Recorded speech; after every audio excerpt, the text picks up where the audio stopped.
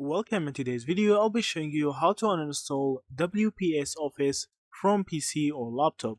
So the first thing that you should do is to make sure that WPS Office is not actually opened on your PC.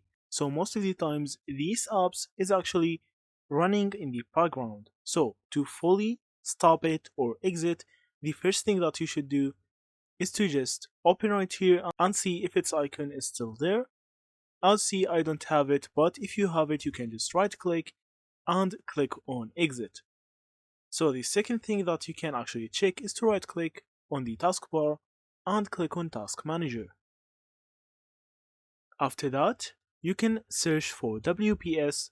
So now from here, you can just search for WPS process. I'll see it's still running right here. You can just right click it and click on End Task. So after the task is fully, I'll see from here, the next thing that you should actually do is to search for control panel and hit on enter. Now you need to go to programs and features, and now you should search for WPS. I'll see from here, here's the WPS Office. You should click on uninstall.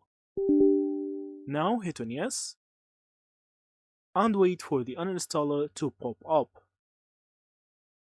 Click on uninstall directly and click on uninstall now. Click on no longer using it and click on OK. Now it will fully uninstall and wipe everything about WPS Office from your PC or laptop. So that's it. Thank you for watching and see you in the next videos.